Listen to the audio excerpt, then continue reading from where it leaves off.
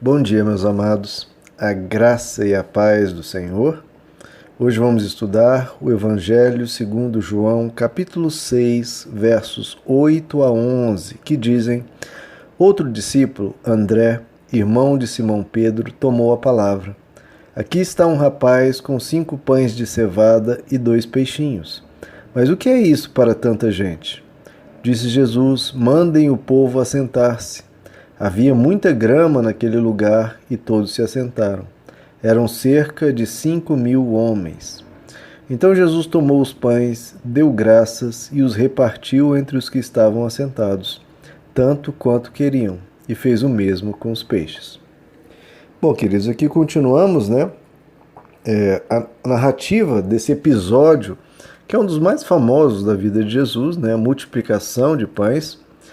E diante do dilema de como alimentar aquela tão grande multidão, André, irmão de Pedro, ele diz para Jesus: olha, Jesus, não é que eu estou tentando dar uma solução, mas tem um rapaz aqui que tem 5 pães e 2 peixinhos, mas é só o que nós temos, mas isso não vai resolver o problema, porque é muita gente.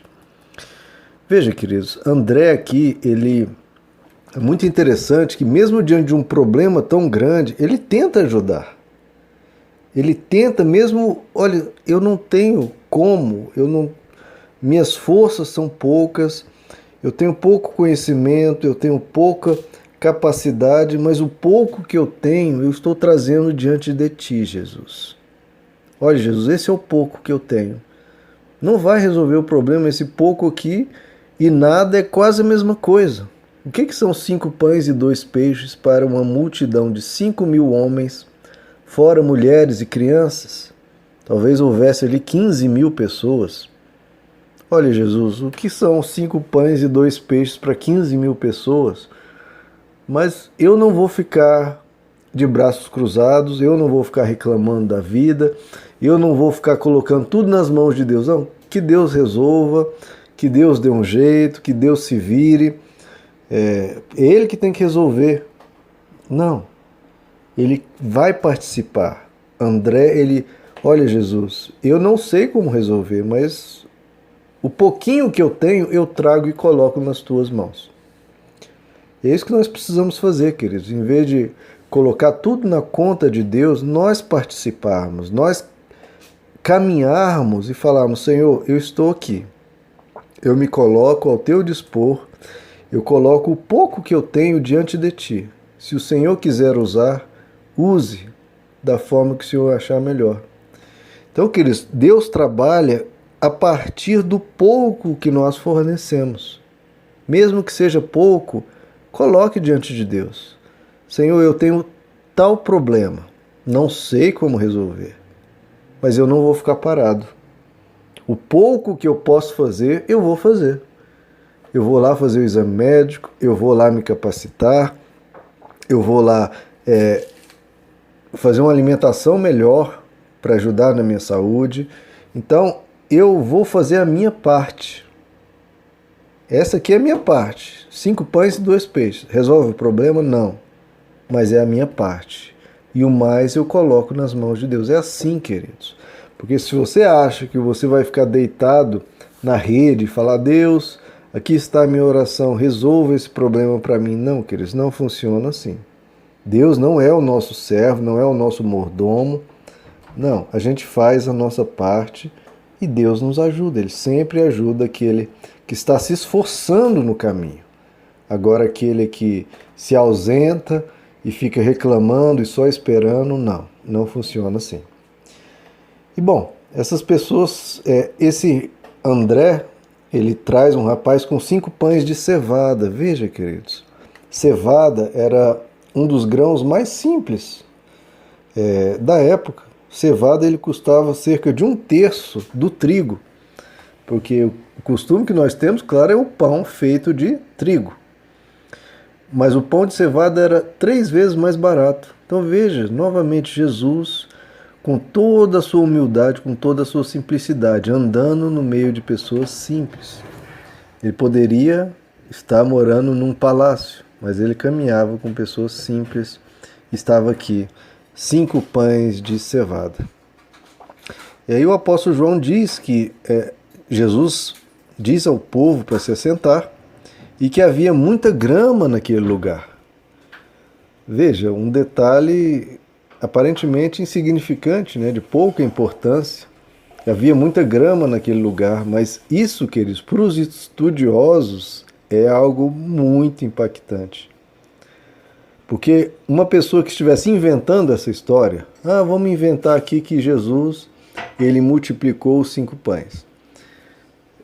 O que eles fariam? Ele fala, olha, o povo sentou, multiplicou os pães, etc. Agora, quando entra um detalhe assim, havia muita grama naquele lugar, isso já é um detalhe de alguém que estava lá, de uma pessoa que viu. Não é uma história inventada, é um fato real, tanto é que a pessoa até reparou, olha, eu até me lembro que tinha tanta grama naquele dia, naquela ocasião. É algo de uma testemunha ocular. Eu conheço uma história de uma pessoa muito respeitada no meio jurídico dos Estados Unidos que analisou as histórias do Evangelho e identificou e concluiu que realmente eram histórias verídicas de pessoas que, por causa desse tipo de detalhe, que é insignificante, mas que uma pessoa que estava lá, ela ao contar a história, ela fala, eu me lembro do cheiro, me lembro da grama, detalhes de uma pessoa que estava lá. Em Lucas, por exemplo, Lucas traz um outro detalhe, que Jesus dividiu as pessoas em grupos de 50. Detalhes, novamente, de pouca importância, mas que mostra que era uma história realmente real.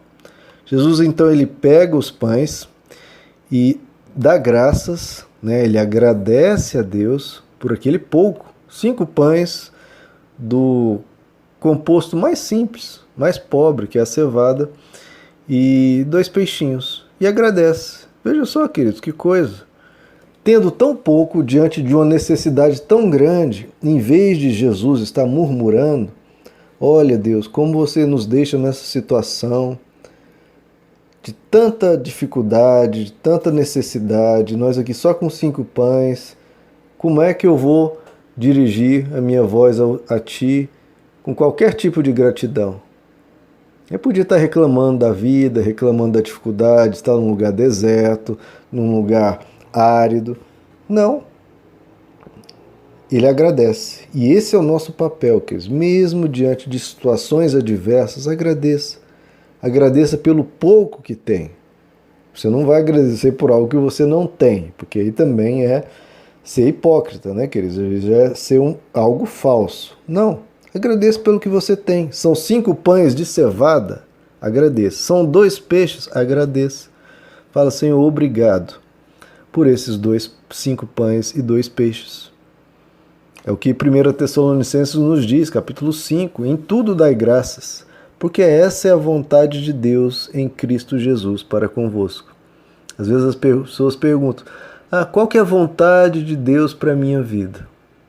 Queridos, a vontade de Deus para a sua vida é que você seja uma pessoa grata. Em tudo dai graças. Essa é a vontade de Deus para a sua vida.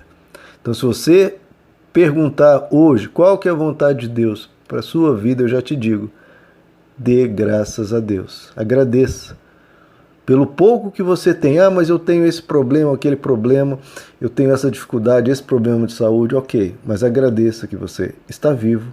Agradeça que você tem uma família, agradeça que você está ouvindo, agradeça o que você tem. O que você não tem, aí coloque nas mãos dele. Mas o que você tem, agradeça. Mesmo se for pouco, mesmo se for simples, agradeça. Porque, queridos, a gratidão, ela multiplica. A murmuração, a reclamação, ela reduz. A gratidão multiplica e a murmuração reduz. Porque a gratidão, mesmo você tendo pouco, uma pessoa grata, ela come o arroz, o feijão e um bife como se estivesse comendo o maior banquete. Agora, a pessoa ingrata, ela pode comer o banquete mais requintado e aquilo vai parecer como se estivesse comendo isopor. A gratidão multiplica, a gratidão faz a vida ser mais bela. Então, seja uma pessoa grata sempre. porque tudo vem de Deus, queridos, tudo vem de Deus. Então agradeça. E Jesus pega aqueles pães e reparte.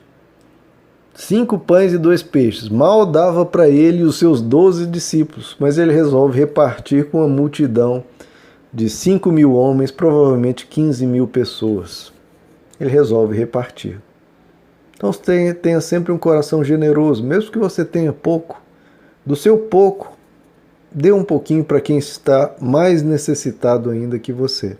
Reparta, divida, e assim Deus vai estar vendo o seu coração e isso vai mover a mão de Deus ainda mais em seu favor. Reparta, tenha um coração grato e reparta com as pessoas. Amém, meus amados? Que Deus lhes abençoe. A graça e a paz do Senhor.